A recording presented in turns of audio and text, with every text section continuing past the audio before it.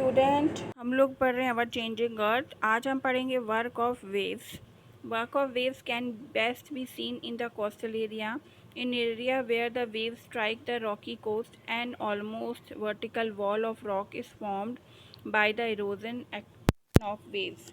These are called sea Cliff.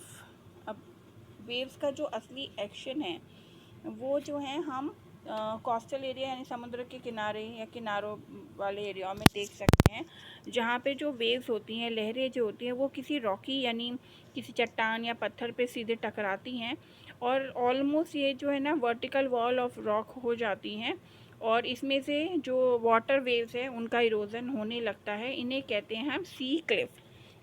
नीचे आप picture भी सी आग की जैसे होती है ना, चट्टानों में छेद वो हो जाते हैं, सी क्लिफ बन जाते हैं, उसमें से वेव्स निकलती रहती हैं।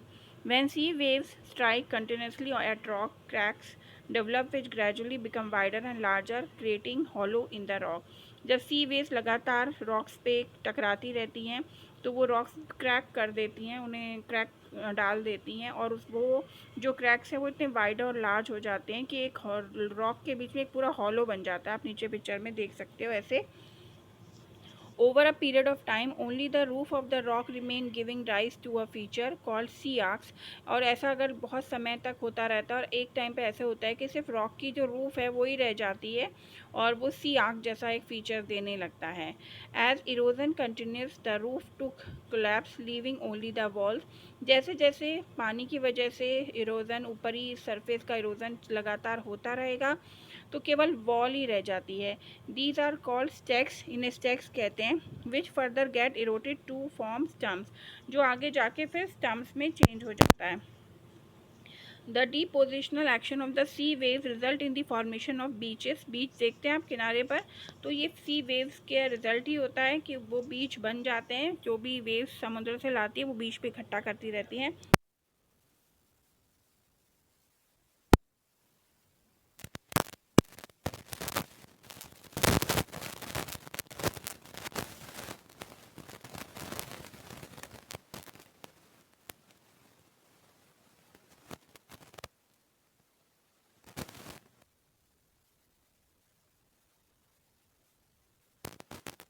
उससे बहुत सुंदर सुंदर बन जाते हैं।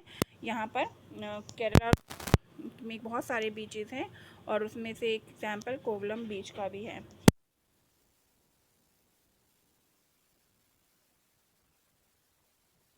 ग्लेशियर और river of ice as they are called originate from snow field in the high mountain area of ice caps in the polar reason.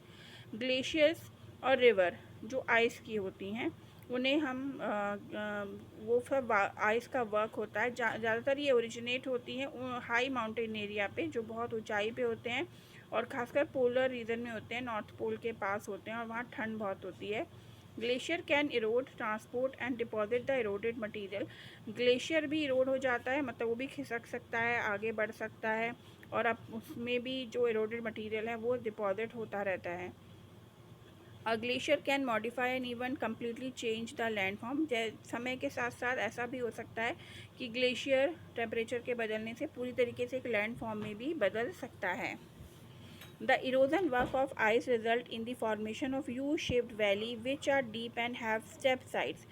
जो इरोजन वर्क होता है आइस का, मतलब आइस पिघलती है और फिर मेल्ट होके चारों तरफ फैल जाती है, उससे यू शेप वैली बन जाती हैं और ये इतनी डीप और होती हैं और इसमें स्टेप साइड होते हैं, मतलब ढलान जैसे सीढ़ियाँ होती हैं ऊपर नीचे नीचे, ऐसे ये इनमें स्लोप बन जाता है। As the ice melt the hollow created by the glacier get filled with water forming lake in the mountain region. और जब इनमें आइस मेल्ट हो जाए तो ये जो हॉलो, ये जो ग्लेशियर्स हैं ये माउंटेन रीजन में लेक, इनसे लेक बन जाती है क्योंकि पिघल जाता है, पानी हो जाते हैं ये, तो लेक बन जाती है। The big and small rock pieces silt and sand get deposit due to the slow movement of the glacier. बड़े छोटे स्मॉल रॉक पीसेस, सिल्ट और सैंड सब इसमें डिपॉजिट होते रहते हैं क्योंकि ग्लेशियर का मूवमेंट बहुत धीरे धीरे होता है। These deposit are called glacier moraines। इन्हें ग्लेशियर मोरेनेंस कहते हैं जो ग्लेशियर डिपॉजिट करते हैं। Wind action can best be seen in the desert area।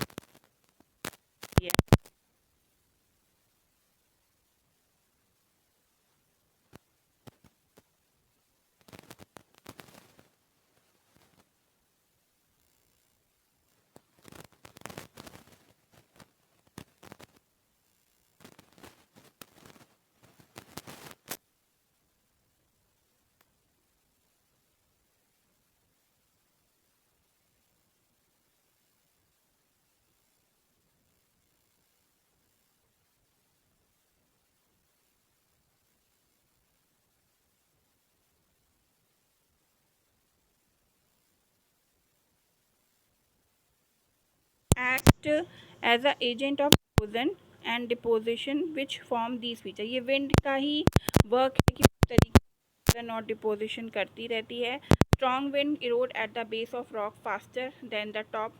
जो बहुत तेज़ हवाएं चलती हैं वो बहुत तेज़ी से ऊपर की तरफ का डिपोजिशन करती हैं रॉक्स के. Gradually the base get eroded from all sides, leaving a narrow base as compared to the top. The shape resemble a mushroom and such rocks are called mushroom rocks. ये mushroom rocks का example दिया गया है कि जब wind के action की वजह से एक नैरो बेस तैयार हो जाता है, टॉप पे खूब ज़्यादा, नीचे स्लोप में ज़्यादा, तो वो ये मशरूम की तरह बन जाती हैं. इस तरीके की रॉक भी डेजर्ट एरिया में आप देख सकते हैं. ये विंड बनाती है तो इसे मशरूम रॉक कहते हैं. ये नॉर्मली सहारा डेजर्ट में बहुत मिलती हैं. As the wind blow with great velocity, it carries sand particles with it. जैसे विंड बहुत तेज़ चलती है तो अपने साथ धूल मिट्टी से आपको महसूस होता है, अपने साथ रेत के कण लेकर आती है वो. When its speed decrease, जब इसकी स्पीड कम हो जाती है, जो विंड में जो सैंडी सिल्ट होता है, सैंड होता है, पार्टिकल्स होते हैं, वो गिर जाते हैं, ड्रॉप्स हो जाते हैं. और ये जो हैं लो हिल स्ट्रक्चर जैसे सैंड ड्यून आप देख रहे हैं इस तरीके से बना देते हैं डेजर्ट में. Sand dunes are hills of sand most commonly found in desert. ये सैंड ड्यून्स जो होते हैं वो नॉर्मली डेजर्ट एरिया